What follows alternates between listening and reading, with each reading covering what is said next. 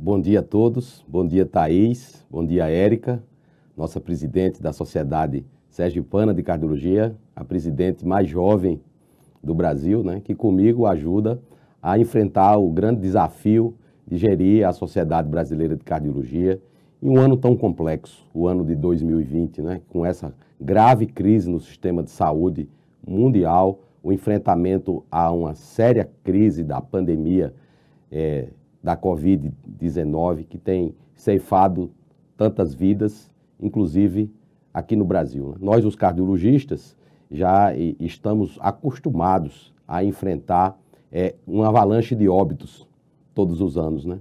E isso é um desafio que precisa, cada dia, ser vencido por todos nós. Então, eu queria parabenizar vocês por essa iniciativa de trazer um tema tão atual quanto a cardio-oncologia, e lida com doenças cardiovasculares, doenças oncológicas, o impacto do tratamento das doenças oncológicas no sistema cardiovascular, justamente as doenças oncológicas e cardiovasculares que na ambiência normal são as mais responsáveis por óbito, né? Então, eu tenho aqui uma pequena apresentação para fazer para vocês. Eu não sou cardio-oncologista, naturalmente, vocês sabem que eu sou cardiologista intervencionista, então meu universo é milimétrico, né, de 3 milímetros. Eu fui momentaneamente promovido à condição de presidente da SBC, de tal sorte que com isso eu tenho que trafegar nas outras áreas, mas para criar as condições para o desenvolvimento da cardiologia no Brasil de maneira sistêmica. Então eu quero falar para vocês o que nós temos feito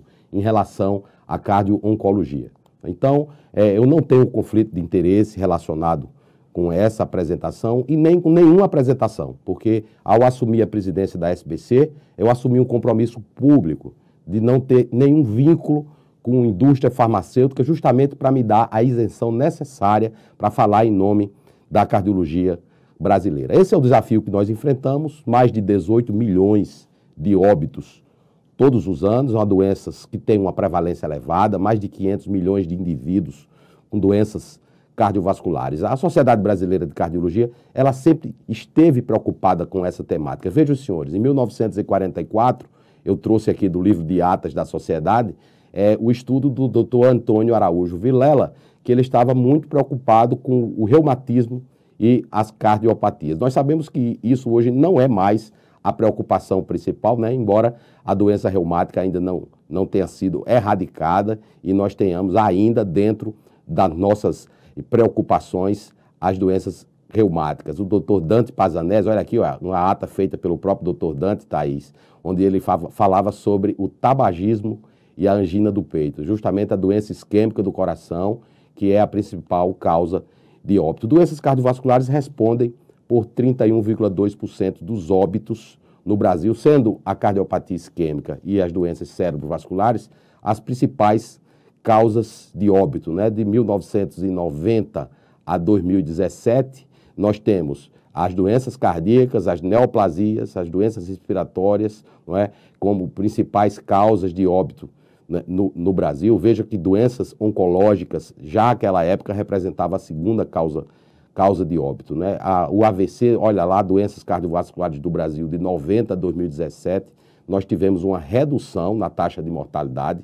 Isso é importante, isso eu atribuo à instituição do Sistema Único de Saúde. Portanto, é um dever de todos os brasileiros defender o sistema público de saúde, porque é a principal ferramenta de enfrentamento às dificuldades sanitárias, como a que vivemos hoje com a pandemia da Covid-19. O AVC, houve uma redução de 56% dos óbitos por AVC no Brasil. Isso é em função da concretude de políticas públicas, que podem atingir brasileiros, os 220 milhões de brasileiros que moram desde Roraima até o Rio Grande do Sul. A Sociedade Brasileira de Cardiologia tem o compromisso com a difusão do conhecimento qualificado. A doença coronária também, nós temos esse mesmo padrão de diminuição, isso é importante. Veja essa projeção aqui, olha, de 2004 a 2030, nós temos o câncer como a segunda causa de morte, né? Isso vai aumentar nos próximos anos e as doenças cardiovasculares, elas continuarão a liderar esse panorama. Portanto, a cardio-oncologia é um tema muito atual, é uma nova fronteira e que a Sociedade Brasileira de Cardiologia tem que se dedicar a trazer essa atualização e criar as condições para que os cardiologistas possam atuar dentro do melhor da ciência. Então vejam, senhores, as publicações. A SBC, desde 1948, com os Arquivos Brasileiros de Cardiologia, sempre teve as publicações como uma das suas prioridades. Vejam, publicações em cardio-oncologia, a nível mundial, de 2017 a 2020, 708 artigos. No Brasil, nas nossas duas revistas, Arquivos Brasileiros de Cardiologia principalmente, nós temos 19 artigos, né? Tem o ABC e tem o IJCS, 9 artigos nos Arquivos Brasileiros de Cardiologia. Então, a despeito do grande interesse que o tema suscita, tem havido poucas publicações acerca do tema, né? E é importante que não criemos somente uma cortina de fumaça com eventos que não têm concretude na ponta a partir do desenvolvimento da ciência, né? E a SBC está muito preocupada com essa temática, né? Porque isso está restrito hoje a poucas instituições. Então, nós precisamos pluralizar esse conhecimento para que tenhamos mais consistência em relação à parte científica propriamente dita e às publicações. Eu tenho alertado acerca das implicações das doenças cardíacas e do câncer, está aqui na mídia leiga, esse artigo publicado na Veja Saúde, né, onde a Sociedade Brasileira de Cardiologia deixa bem claro o seu compromisso com a consolidação da cardio-oncologia no Brasil, seja através do fomento dos grupos de estudos, como é o caso do Grupo de Estudo de Cardio-Oncologia da SBC,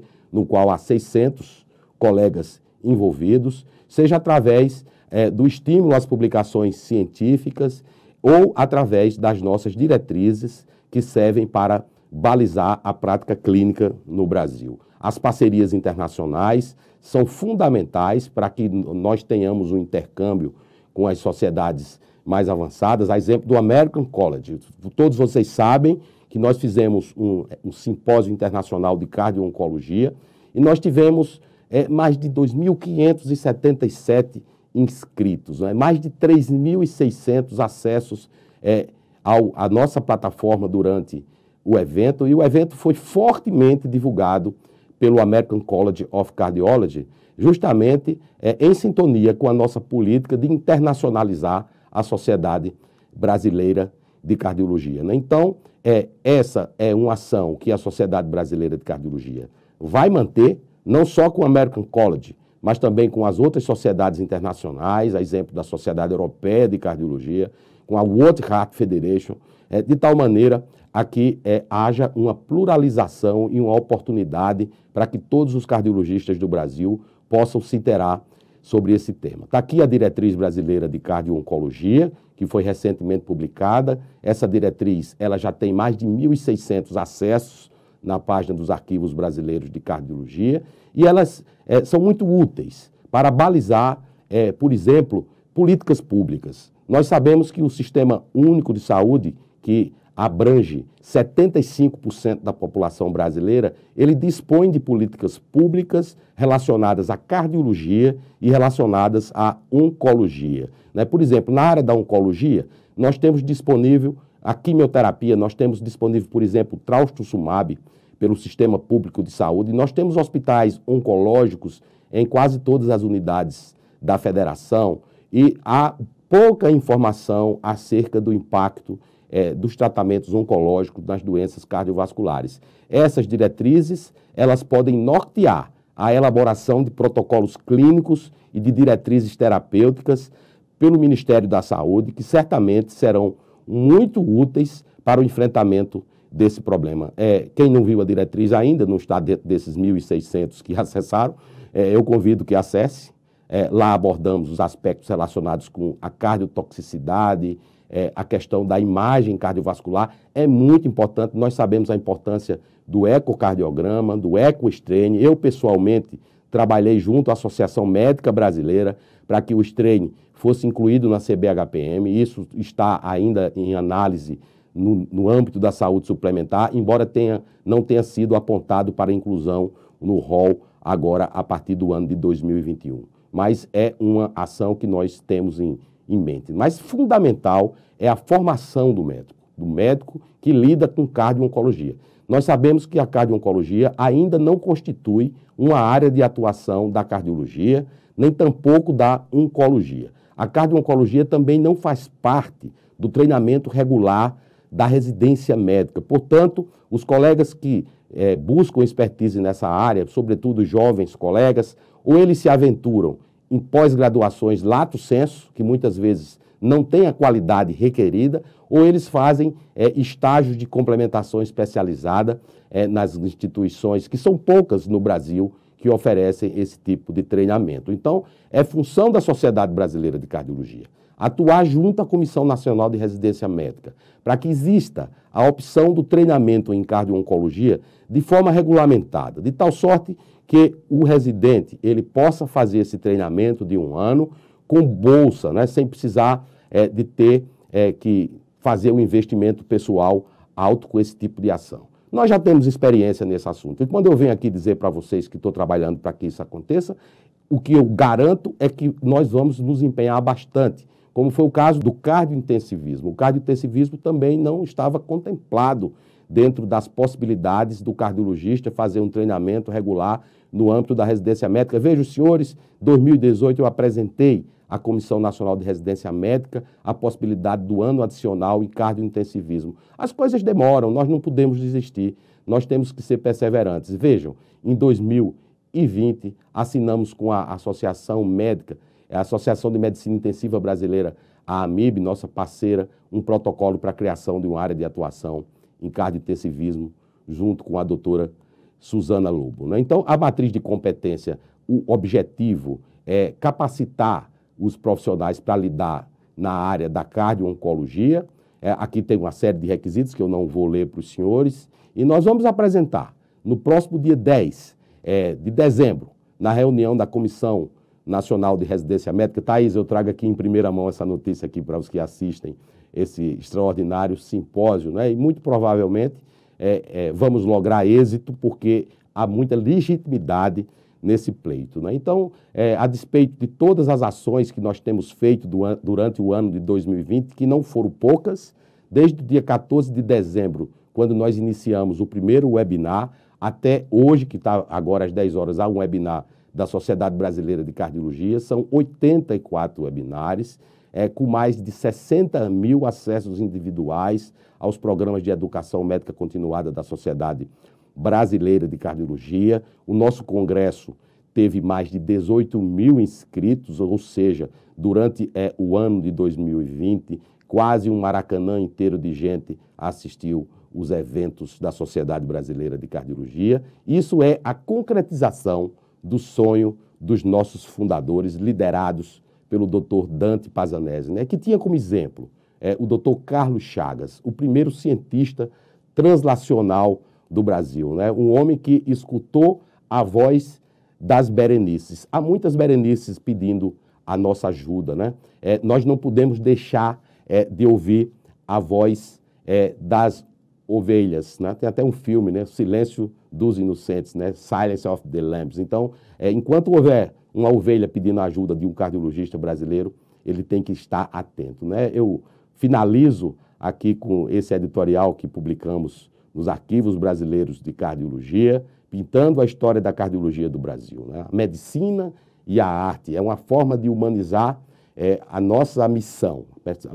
A medicina é mais do que uma profissão, é uma missão. Então, nada mais interessante do que unir a cardiologia com as artes. E isso está refletido nesse mural, no coração dos trópicos, que eu convido todos vocês a conhecerem aqui na nossa Sociedade Brasileira de Cardiologia. Brevemente vocês vão receber esse livro, que foi organizado por mim e pela professora Gláucia Moraes. Eu vou passar um pequeno vídeo e encerro a minha fala.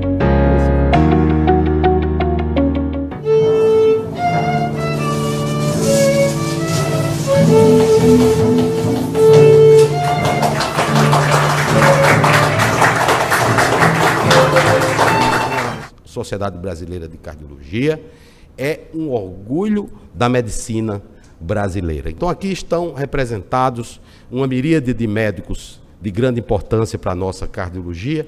E aqui está representado, por exemplo, os atos médicos que caracterizam a nossa especialidade.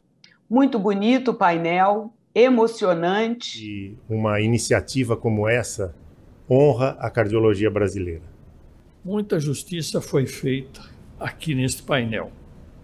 Num país que normalmente não preserva as suas memórias e não cultua o seu passado, a cardiologia brasileira está dando um exemplo. Esta obra, uma obra fantástica, e se me permitem, transcende a cardiologia brasileira.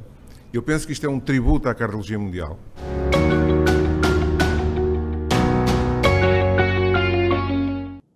Obrigado, Érico, e obrigado, Thaís.